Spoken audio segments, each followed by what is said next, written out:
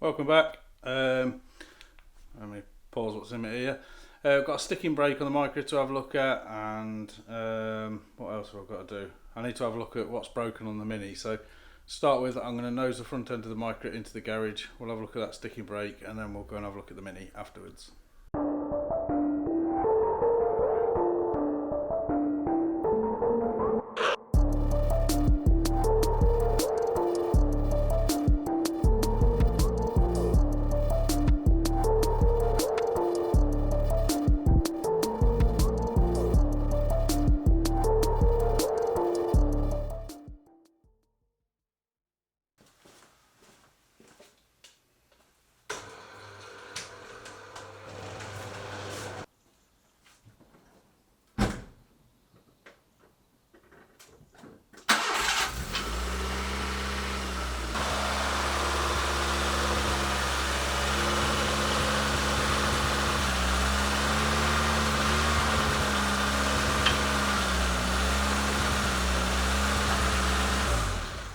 So I think the problem is with this driver's side front wheel. So just moving the car, then it's rolling freely into the garage. Press the brake pedal hard and the brake binds on for a bit. So obviously no good in stop-start traffic or driving. So I'm just going to jack it up and spin this wheel first, see what it does.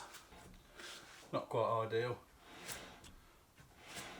Stops pretty quick, so we'll pull the wheel off and have a look at the caliper.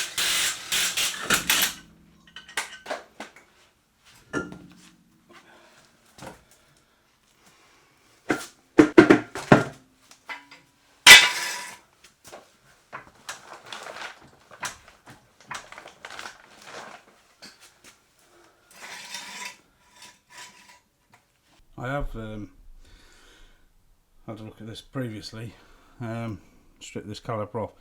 Pads were a little bit tight in the carrier and the piston was a little bit tight in the caliper, so I'll pull the caliper off. I might take the pad carrier off and give the surfaces a little bit of a file down.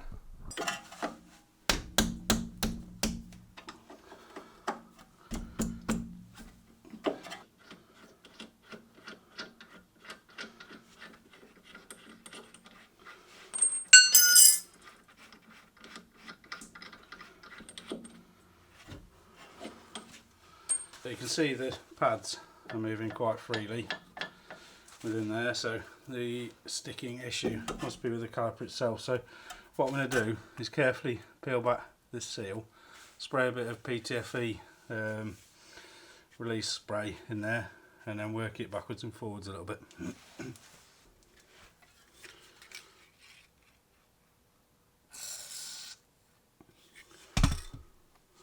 So I just enlisted a little bit of help from one of the children, and I've got this freed off nicely now, so that spins after the brake's been pressed. So all we did was I stuck a screwdriver in here to force it back, and then got my son to pump the pedal up to bring it back into clamp the disc. So they're all tight again. I'm going to put the wheel on, drop it back on the ground, and then we'll see about getting the Mini in the garage. So the Mini's got a flat battery, so I've got to jump start it off the Volvo. Not only has it got a flat battery, it's been sat outside here for a couple of weeks, past the driver's footwell for soaking wet, so I really need to get it back inside the garage. So I'll get the jump leads on and get it started. That lead's hooked up, so I've got to do me, I'll put me immobiliser key.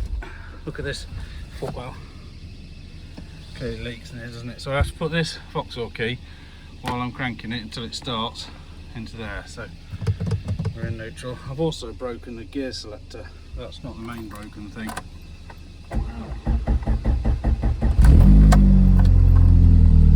Now I've got to shift the Volvo, the wife's car and the Micra. So I've got the Mini back in the garage. I need to take the bonnet off and have a little look at what's gone wrong. So the last time I drove the Mini, I took it to a Cars and Coffee event at Donington Park, organised by Collecting Cars. And on the way back, something went wrong and there was a lot of vibration.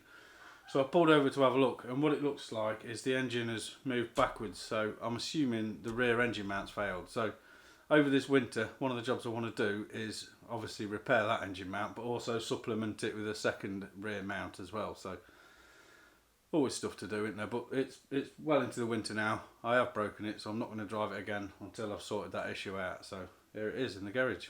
So we've got Christmas done. First part of this video was before Christmas, now we're after Christmas.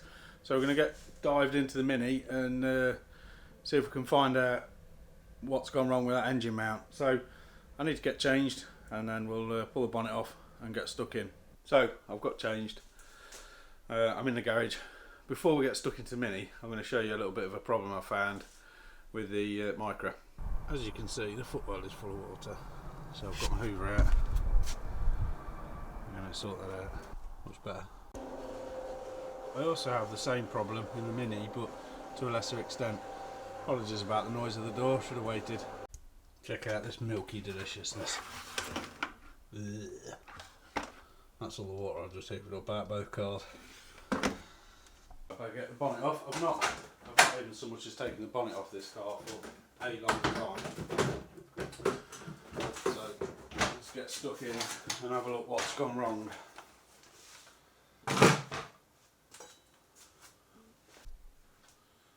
Right, I don't know how easily you can see this, but the engine's rocked back slightly and is resting more or less on the fixings on the clutch master cylinder there. So what I think happened is there's an engine mount down here. I suspect something has gone wrong with that. So I'm going to stick a jack under the back of the engine to lift it back up, start taking stuff off to be able to get down there.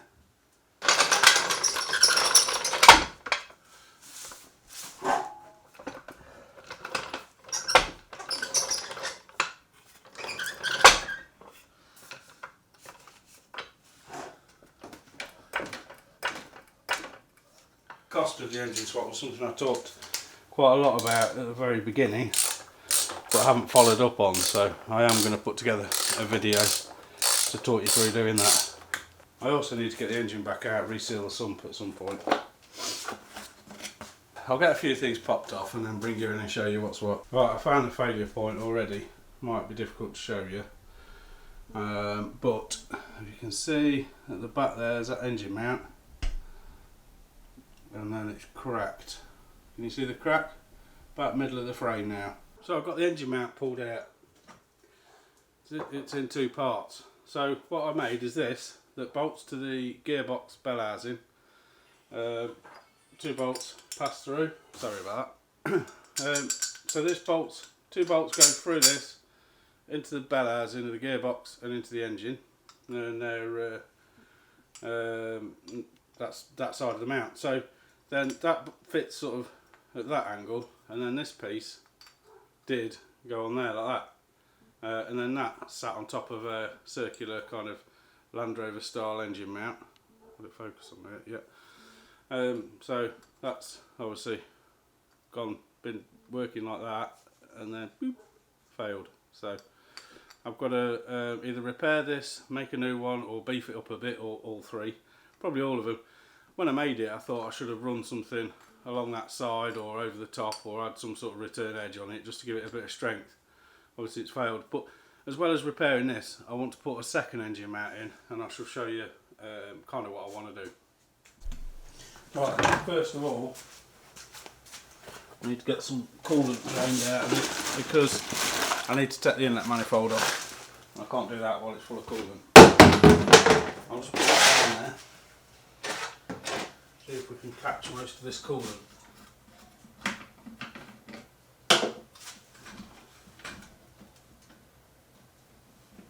Be interested to see the state of the coolant. Having had all the problems I had to begin with this engine.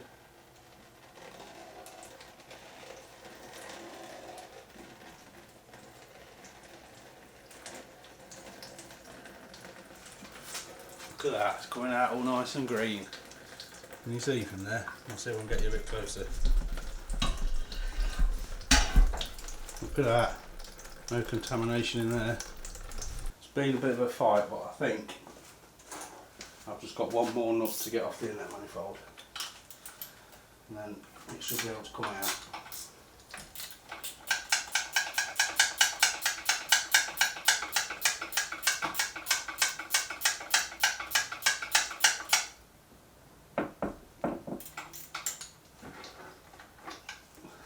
course I think that may not be true. I think there's one more underneath that I've missed, which is annoying. Finally got that last nut off. Hopefully the inlet manifold should just lift out now.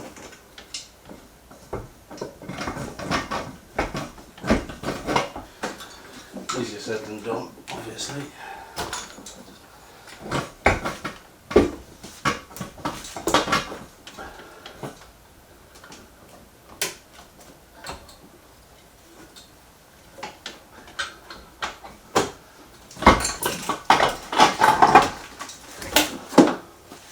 There we go.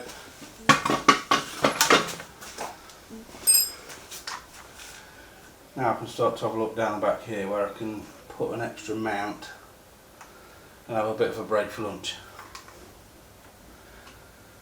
Yep, lunchtime. There's a couple of spots down there that I might be able to put something onto. And then go across to that bar there. So now I've got the inlet manifold off, so I can show you down the back there. So down the back, right, you can see on the left hand side of the screen there's a coolant hose, and then behind that the red part, there's a couple of bits of the engine block sticking out there with threaded holes in. So I might see if I can build something off there to come up to below that valve for the brake system. Let's see if we can make it focus on that, shall we? There's a bar that goes from one side of the subframe to the other, from one tower to the other. Hopefully I can build something off there to mount the rear of the engine on, just to stabilise it a bit. I think as far as this video is concerned today, I'm going to call it a day. I'm going to stop there. I want to get that mount. I think first I'm going to weld that mount back together and have a little bit of a look at how I can strengthen it initially, because at the moment I can't jack the car up until I've refitted something in that mount position, because I've got my jack supporting the engine. So to start with, I'm going to get that mount welded back together, strengthened, and then I can look at a secondary mount to go at the back where I showed you before. So that'll do for this one. I'll try and get another video out as soon as I can. I've still got a few more days off work before the new year, and I'll be pretty busy once I get back into work, so I'll try and get something else out before, but if I don't, have a good new year and I'll see you soon.